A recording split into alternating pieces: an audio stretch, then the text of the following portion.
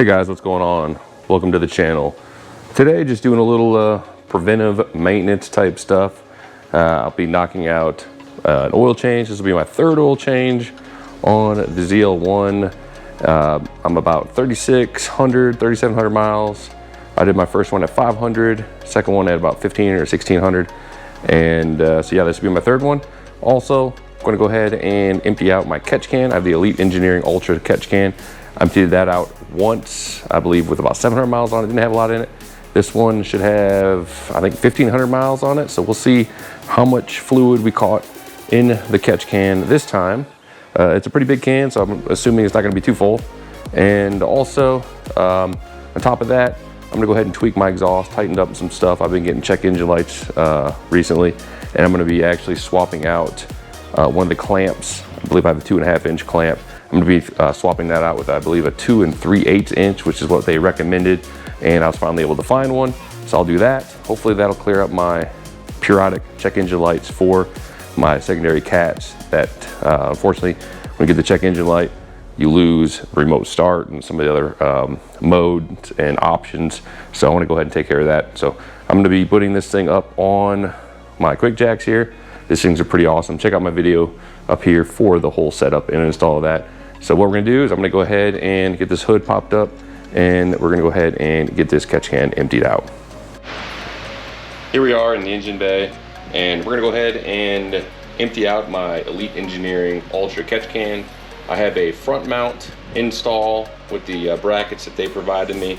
And the reason I have it front mounted like this instead of the typical location on these cars back here is, as you can see, I do have a supercharger coolant reservoir tank that pretty much takes up that general space.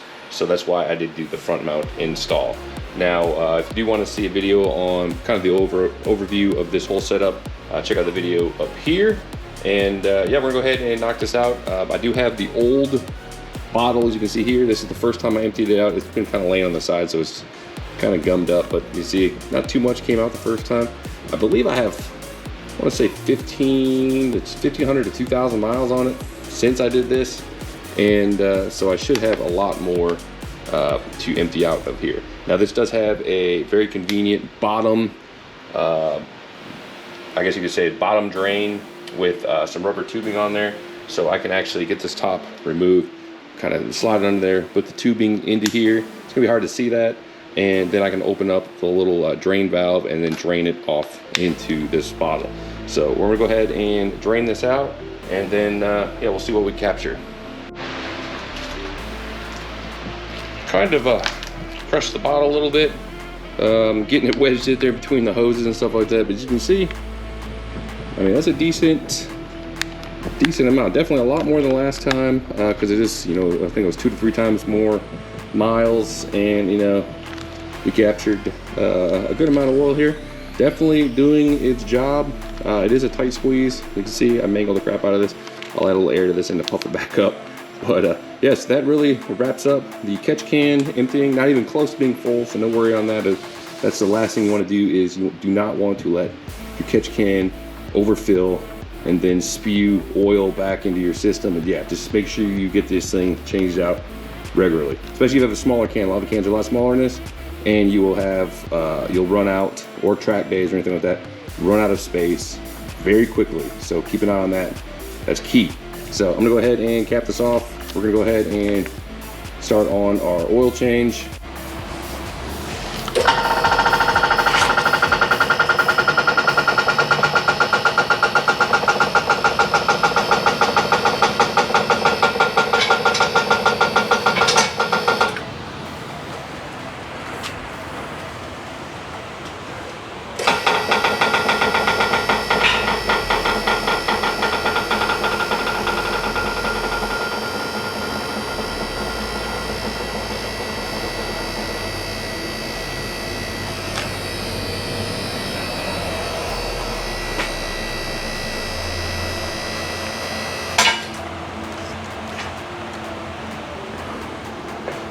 Here it is up on the quick jack. Locks are in place. Make sure you are very careful with this. I'm gonna go ahead and put my wheel cribs underneath it just for extra security. And then we're gonna go ahead and knock out this oil change. Car is up on the quick jack, and you can see it gets pretty high up there. This is the 7000 version. Check out my video if you want more info on the quick jack. But you can see here I have the wheel cribs from race ramps underneath the wheels as a pretty much a backup, super safe alternate, just in case something catastrophic happens, like we have an earthquake or something. But as you can see here, what you do is you lift up the car. This will actually toggle over this welded in piece or this lock mechanism, and then you back it back down onto the locks and it will stick in place, and so you're not actually holding the whole car on the hydraulic line for any period of time. It actually sits on these pretty much this brake setup. But like I said, even though it's sitting on the brakes, I still have the wheel cribs underneath the wheels as just an extra layer of safety for me crawling underneath this car. And yeah, not really needed because these locks are very secure and really should be good to go. It's really barely any clearance between the side skirts and the quick jack with the small low blocks. I'm gonna probably next time actually drive the car a little bit up on a piece of wood or something, and so I can fit the slightly larger blocks on here. Give me a little bit more clearance between this quick jack and my side skirts, which is kind of scary looking, but it's not touching. It's just like millimeters from touching. So back to the oil change here. This is the recommended fill. This is the Mobile 10W40 ESP dextrose or Dexos or whatever the heck it's called. And then this is the OEM AC Delco oil filter, the PF64. So 10 quarts is what it calls for. And I'm gonna go ahead and loosen up oil cap here. Give it a little bit of breathing room.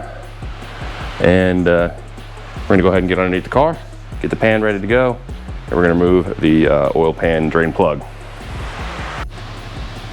Here we are near the front portion of the car. Of course, that's where we want to be to access the oil pan and our drain plug, which is right here. I have an aftermarket drain plug. This is one of the with the magnetic tip to kind of catch any kind of maybe small metallic particles or anything that might be in your oil.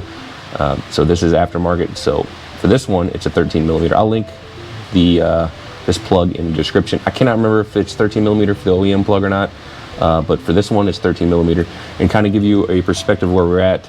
Your primary catalytic converters are right here and here. You have this cross bar here, and then kind of this Y suspension or part of your chassis right here.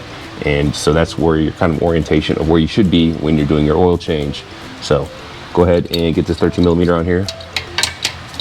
All right, I already loosened it up a little bit, and I'm gonna try catching it in this pan here. I have a tendency to dump oil everywhere every time I do this, so we will see if I can manage this or not.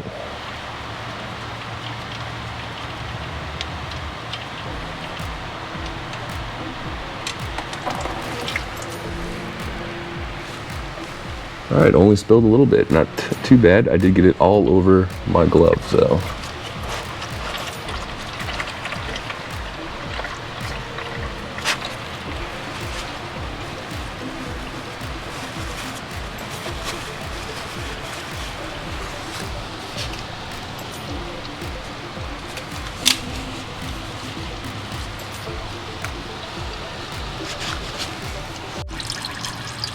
Still trickling out. This pan that I got is barely enough to hold this 10 quarts of oil. And to show you what I'm talking about with the magnetic drain plug, you can kind of see a little bit of stuff here on the front, but not too bad. Nothing to worry about. I didn't see any big chunks falling into the pan, so I don't think I have any issues. So it's always good just to look at your health of your oil and just make sure you don't have any kind of glitter or anything wild like that. So I'm gonna let this trickle out here for about 5 or 10 minutes and make sure I get all of it out. And I might pour just a tiny little bit through to flush a little bit. It might have collected in the bottom of the pan. And then we'll go ahead and get the oil filter removed, get it swapped out. Cleaned up the oil drain plug here. I'm gonna go ahead and reinsert it. This thing is still kind of trickling out, but it's been doing a barely little trickle for like 10 minutes now. And so I don't plan on waiting 5 hours. I did pour, you know, about half of a quart through here just to give a little extra to flush out. So that's pretty much what's left here coming out.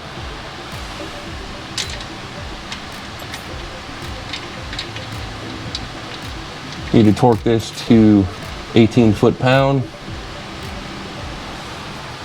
After we give this a little quick wipe, and my oil drain pan is about to overflow, so I'm gonna have to actually drain a little bit of this out before I can actually pull the oil filter, so I don't end up making a massive mess.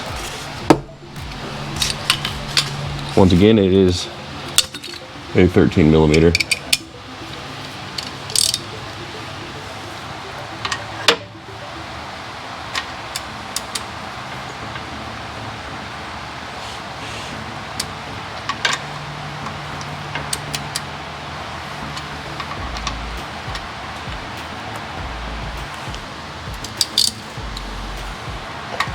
Works if you have the torque wrench set right.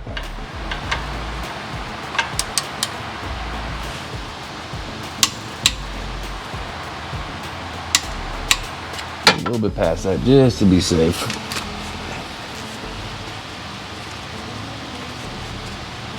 All right, I'm gonna go ahead and drain some of this out, and we're gonna get this oil filter replaced.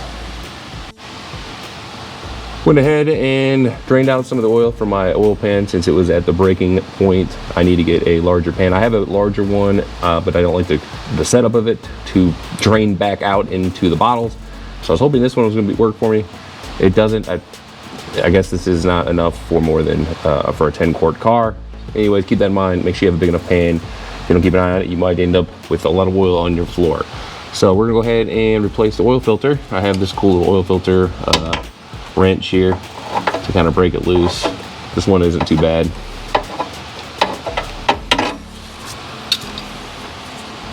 And I'm going to try not to spill everywhere, but I'm sure that'll be impossible. Go ahead and let it drain for a little while.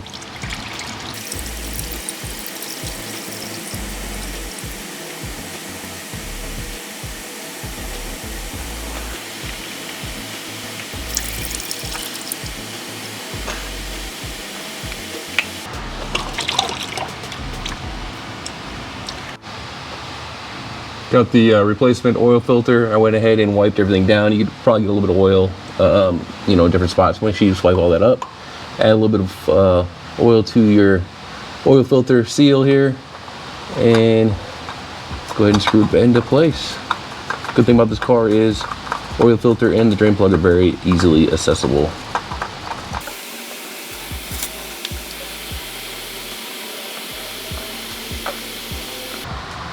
All right, there we go. Oil filter's in place. We're gonna go ahead and get on top of the car and add our 10 quarts. Now we add the 10 quarts of the 0W40 ESP formula. This is the stuff that is the OEM fill, at least for the last couple of years. I know that it was 5W30 at one point. Now it is 0W40.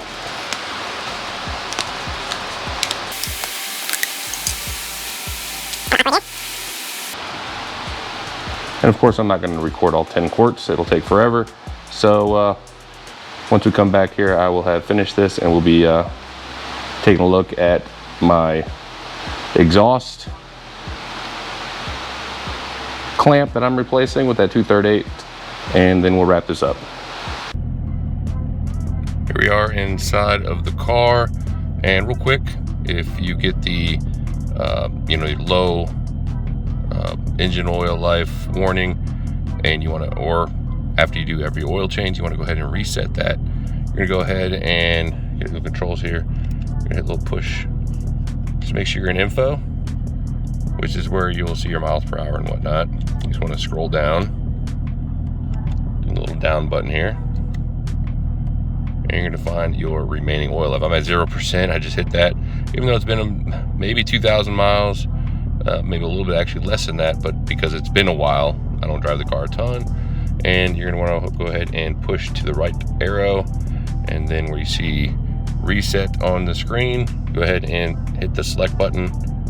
And then, are you sure you want to reset? You wanna go ahead and hit up, select yes. And now we're at 100%. You can go ahead and scroll back to your normal gauge cluster page, and then yeah, you go ahead and this should then monitor your oil consumption or your actual oil life expectancy until you need your next oil change.